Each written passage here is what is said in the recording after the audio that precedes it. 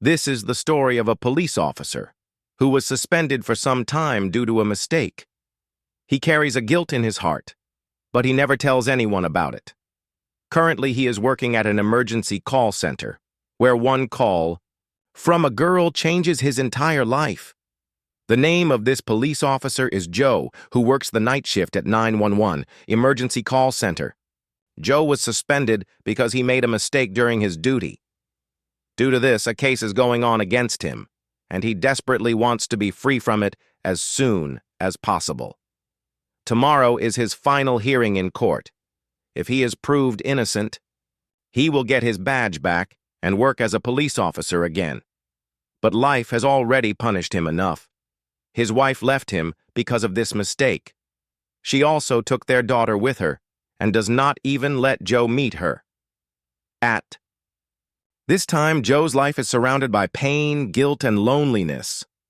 Meanwhile, reporter Dick keeps calling him again and again. She wants to know more about Joe, but he avoids her every time because he does not want to expose his case to the world. Trying to distract himself, Joe calls his wife, hoping to talk to his daughter, but she doesn't pick up the call. Helpless, he gets back to his work. Suddenly, Joe receives a strange call from a woman named Emily. Her way of talking was unusual. She was speaking as if Joe was her son. At first, Joe thought it was just another prank call. He was used to them by now. But soon, he notices something in Emily's voice. Sadness. Fear. Something is wrong. Just as he was about to hang up, Joe hears a man's voice in the background. The man orders Emily to hang up the phone. Joe's instincts kick in. Emily is in danger. He quickly asks her, "Have you been kidnapped?" And Emily softly replies, "Yes." From here, Joe takes charge. He tells her, "Okay, listen. Whatever I ask, answer only yes or no." Through this smart questioning, Joe realizes that Emily has indeed been kidnapped, and shockingly, by someone close to her. Now, Joe has to save her at any cost. He traces her number, checks the location, and finds out that the kidnapper is driving her out of the city through a highway, in a white van. Joe immediately puts Emily's call on hold and contacts the Highway Police Patrol Team. He informs them about the van, the direction, and Emily's situation. In the middle of this, Joe's wife calls again, but he ignores it because right now, saving Emily is his only priority. He connects back to Emily, continues to ask her questions. But suddenly, Emily says a word by mistake, which alerts the kidnapper. The man realizes Emily is secretly talking to someone. Before the call disconnects, Joe quickly tells Emily, "Next time you call 911, just say, 'I want to talk to Joe.' That way, you won't have to explain everything again to another officer." The call ends, but Joe is restless. Technically, his job is done here, but his heart is still stuck with Emily's voice, her fear, her life. He keeps tracking her location again and again, unable to let go. Along with that, the police officers who were patrolling on the highway also find a white van. But this van was wrong. Emily is not visible in it. There were many other white-colored vans passing on the highway. And if they have to find Emily, then they must know the number of the van. Joe felt very bad about this, because he desperately wants to save Emily. Since Emily's number had come to him, he takes out all the details of Emily, and also her house number, on which Joe calls. Then, Emily's 6-year-old daughter picks up the call. Joe starts talking to her. The girl tells him that only she and her younger brother are at home. She adds, "Dad came and took Mom with him." Joe asks her dad's name. The girl replies, "Henry." She also remembered her dad's number, which she gives to Joe. Then Joe finds out the number of Henry's car from that, and also comes to know that many cases have already been filed against Henry. Now, since the children were alone at home, Joe was also worried about them. So he told the girl, "Don't worry, daughter, I will send someone to you soon." After hanging up the phone, Joe gives the van's number to the highway patrolling team. Then he calls his department and says, "The children are alone at home, send someone to help them." But unfortunately, all the rescue teams were busy because there was a fire at one place. People had to leave their homes, and all rescue teams were engaged there. Once again, the reporter called, but this time also Joe did not pick up the call. He was very worried, unable to understand what to do. He goes to another room and calls his friend Sergeant. Joe says, "I want you to make a team and send it to Emily's house because her children are alone, and form another team and send them to Henry's house where he is taking Emily." On this, the sergeant explains to him, "This is illegal. We cannot do this secretly. And tomorrow is your hearing. If you do something wrong again, your case will go against you once more." Joe replies in frustration, "Anyway, my shift is about to end. I am leaving from here in 10 minutes. Saying this, he hangs up the phone. He calls Emily's number once again, but this time his call is not connected. He calls his wife. She picks up the phone but disconnects immediately, saying, "It is 2 in the night. You should not have called so late." Joe was very tensed about Emily, so he calls Henry from his personal number. He starts asking him about Emily. Henry coldly says, "I don't know anything about her." On this, Joe replies sharply, "I know you are taking your wife from the highway to the city, through the van." Hearing this, without saying anything, Henry disconnects the phone. Joe calls again, but now the call is not connected. Now Joe calls his colleague, who was already upset because he had to give false testimony for Joe in court tomorrow. The colleague says nervously, "If someone finds out that I am giving false testimony, I can lose my job." Joe explains to him, "Nothing like that will happen. Don't worry." Then Joe tells him everything about Emily's case and says, "I want you to go to Emily's house so that you can get more information about this case." Then suddenly, an officer comes and tells Joe, "There is a call from a little girl for you." Joe quickly understands. It is Emily's daughter. He rushes to talk to her. The girl tells him, "There is someone outside the house ringing the doorbell." Joe calmly replies, "Yes, dear. It's the police team I sent. Open the door." The girl does the same. Opens the door. Then the police team comes inside and informs Joe, "There is blood on the child's clothes, but it is not hers. It is her brother's." The shocking truth comes out. The very young boy, Emily's son, had been attacked with a knife, and the child died. Actually, the child had earlier told Joe that, "My brother is sleeping." His brother. Actually, he was not sleeping at that time. Rather, he was dead. Hearing this, Joe gets very upset and calls Emily once again. This time, the call is connected.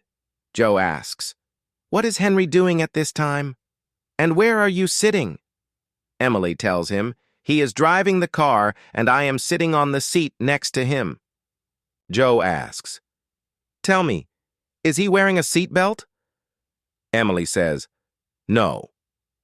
Joe says, "First of all, wear a seatbelt and then pull the handbrake." Emily does the same, but the van does not turn over. Henry gets angry at this and sends Emily to the back seat of the van. Now she again starts talking to Joe. Joe asks, "Is there any heavy thing around you?" Emily tells him, "Yes, there is an ant lying here." He says, "Whenever Henry comes close to you, hit his head with the ant, because he deserves this," Emily says. Why is Henry so angry? I had just taken out the snakes from my son's tree. After which she becomes silent. Joe does not understand anything. He is very surprised and tells Emily, "Tell me everything openly." Then Emily says, "My son was crying since morning. He was having pain in his stomach. I thought there is a snake in his stomach. So I cut his stomach with a knife and took out the snake, after which he became completely silent." Now, hearing this, Joe sat down holding his head. Because he understood that there is no fault of her husband Henry in this. The whole fault is of Emily, because she killed her son, and Henry was taking her from the house so that she does not kill her daughter too. On the other hand, when Henry came to Emily, she attacks him with the ant. Obviously, Joe had told her to do so. After doing this, she runs away. And Joe, who is listening to all this on the phone, realized his mistake, that he was the one who told her so.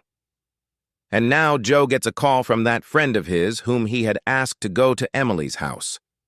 He tells Joe that Emily's mental balance is not right. Earlier, she was in a mental hospital, but Henry did not have enough money to get her brain treated. That's why he brought her home. And now when the matter has gone out of control, that is, Emily has taken her son's life, Henry is taking her away from the house. By now, Joe has understood that Henry is taking her to a mental hospital. So now he calls Henry, whose head is bleeding. But he only cares about his daughter.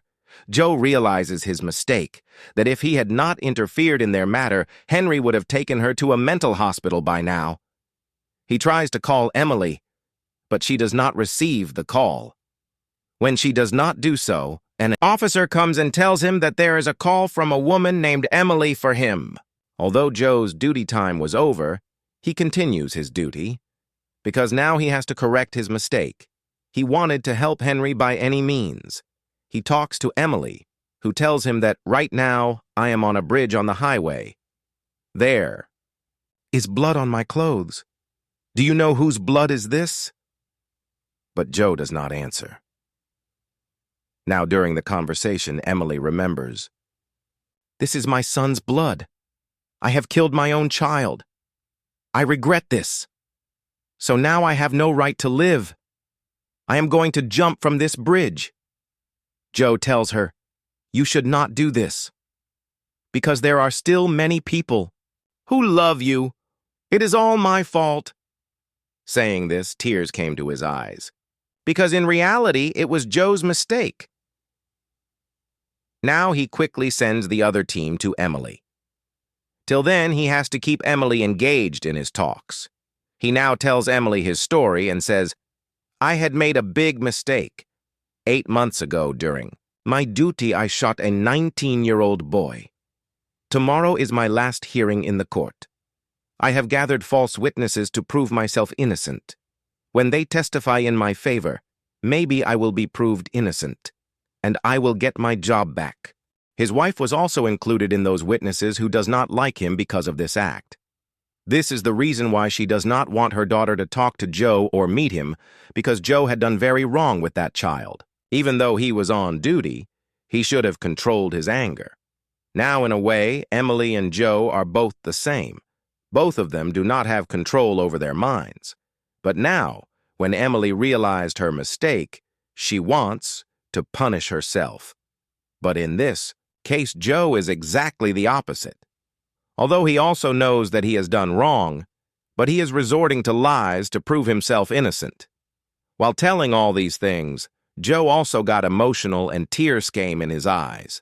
His mind also became a little lighter, because for the first time in 8 months he had told a lie. He had told his story to someone, and now Joe hears the voice of the police because the police had reached Emily. Emily tells him that the police have arrived here. I do not want to get caught by them. I will jump from the bridge, but here Joe disconnects the phone. He was repeatedly regretting his mistake. He calls him many times. Then this time, the police picks up the phone. They tell that Emily was about to jump from the bridge, but we caught her before that. Hearing this, Joe gets a little relieved. Along With this, Joe was told that luckily Emily's son is also alive, although he is very injured, but he's been sent to the ICU. Hearing this, Joe felt very good that today, 2 people's lives have been saved because of me. Along with this, he also realized that if I did good to this family, then I had done wrong to that family. The boy whom I had killed 8 months ago, in a way, I ruined the life of all of them. Joe now realizes his mistake.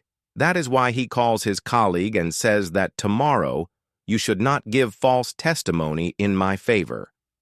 Joe tells him the truth about whatever happened. His colleague says, "You know, if I do this, you will not get your job back. You may also go to jail." Joe says that it does not matter to me now. After this, he calls all the witnesses and says that no one needs to give false testimony.